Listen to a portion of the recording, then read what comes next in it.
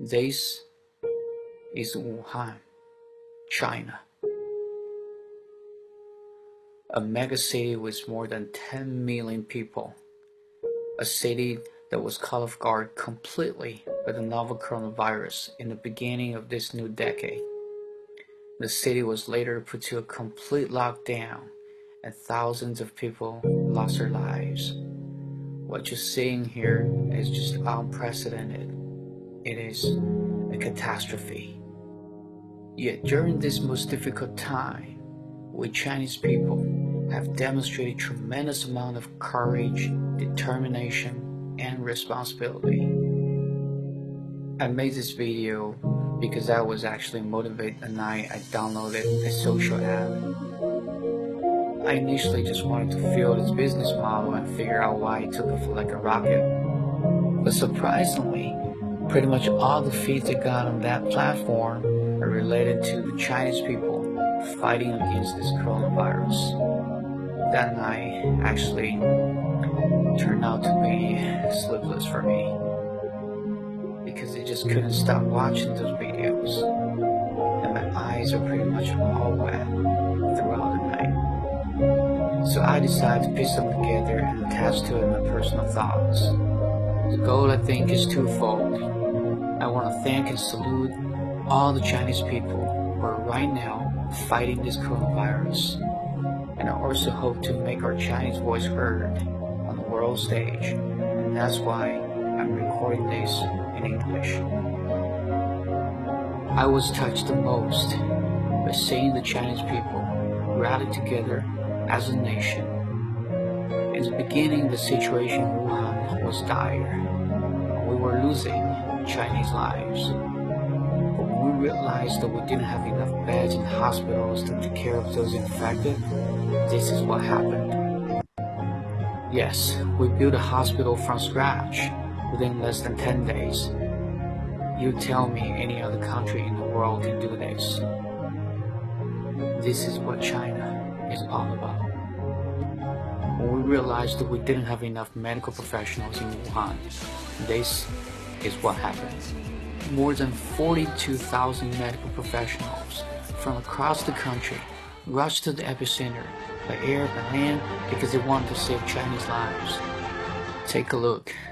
We have this hospital director sending her post-90 generation staff to the epicenter. We have this 90 years old Chinese medicine doctor gearing up and serving his country. We have this wife not wanting to let go of her husband's hands. It is heartbreaking to say all this because this deadly virus could mean a one-way trip for all of them. Yet they didn't walk away. Not at all. They all put their country first, and they put their family behind. This is what China is all about. In China, we all know our military can be calling it on during most difficult times. Once again, they proved that. Our military from across the country was mobilized on the Chinese New Year Eve. They stepped up and took over the two business hospitals, which are the most dangerous tasks. And this is, once again, what China is all about.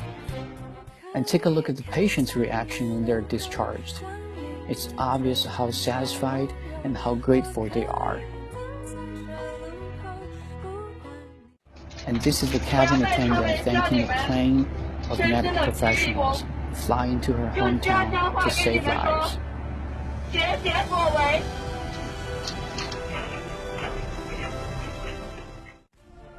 And not just to her, all the Chinese people witnessed how they put their lives at risk on the battlefield. We can't express how grateful we are to your great service of our country, your incredible bravery, determination, and sacrifice. They all represent what China is really all about. And of course, some would argue it wasn't all that good in the beginning of the outbreak. For that, I admit things were pretty bad in the beginning because we had too many patients and not enough resources. But what I think really matters is, number one, can you quickly respond to a crisis of this magnitude and take decisive measures? And this is actually the government's role. Number two, do you actually have the capacity to ramp up to make sure your healthcare system is not going to get overwhelmed? Fortunately, China had the two. As I've just shown you, when we realized how bad the situation was in Wuhan, the Chinese government quickly made the decision and ramped up its capacity that actually astonished the world. Unfortunately, if you don't have the two, your ability to contain this pandemic is going to get limited. So my point is, the chaotic time in the beginning is probably somewhat inevitable. It's basically governed by the supply and demand law. What really can turn things around is your government and your resources.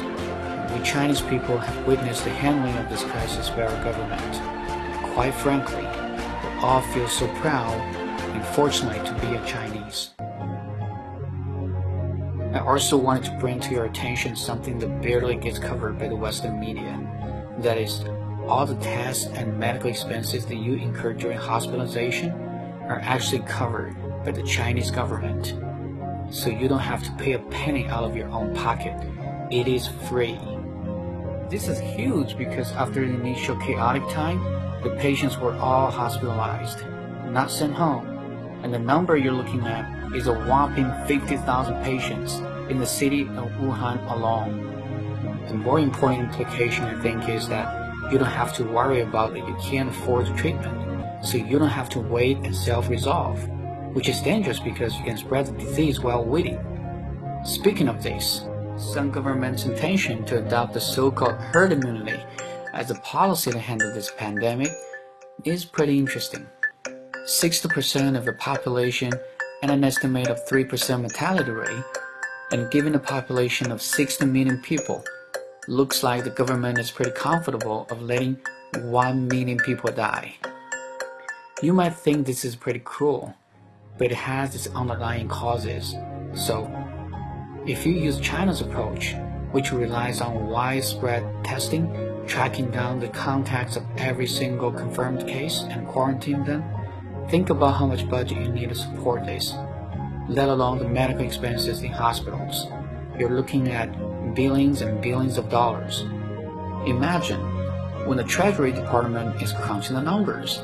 They really can't do much by themselves to stay ahead of the curve. This is really the time that calls for international cooperation, which I'm going to talk about in a minute. China has already demonstrated no matter how formidable the coronavirus might appear, it's not invincible. The situation was pretty dire about a month ago, but now we got it under control.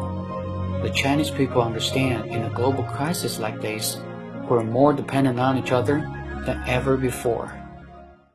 That's why immediately after we got the corona under control, we're sending our medical professionals as well as vital medical equipment to the countries that are suffering right now, because we wanted to help. As a matter of fact, we're helping dozens of countries now, including Italy, Spain, Serbia, Pakistan, just to name a few. And the Chinese government is committed to supporting 82 countries around the globe that either need medical personnel or medical equipment. This is the president of Serbia, kissing our Chinese national flag at the airport when the Chinese medical team arrived in his country. What a moment of humanity. On the other hand, we have to say when we're fighting against the virus, we heard a lot of not-so-friendly voices from the West. But remember, our common enemy is the coronavirus. And this is not a time to scapegoat anyone, any country, to deflect the blame. For that matter, I hope the media and some politicians can stop using xenophobic rhetoric because people need the right guidance, especially in a time of heightened emotions like this. But if we give a second thought, this is no surprise because no country in the world can be free of vicious attack. So if we think it that way and take it lightly, we shouldn't feel frustrated. And we should keep on doing the right thing and helping the world and helping the people in need. Lastly, I wanted to urge our Western friends to put aside your stereotype if you have any, and to start to look at China using a whole new different perspective. Because the China today is no longer the China you knew 50 years ago. I want to end my recording by sharing with you that on April 8th, the city of Wuhan, the epicenter, lifted its 2-month lockdown. People are coming out and resuming their normal activities.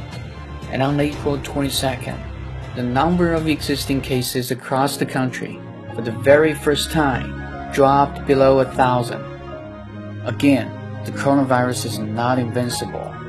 If the whole world comes together, there's gonna be nothing that can stand in our way in defeating this coronavirus.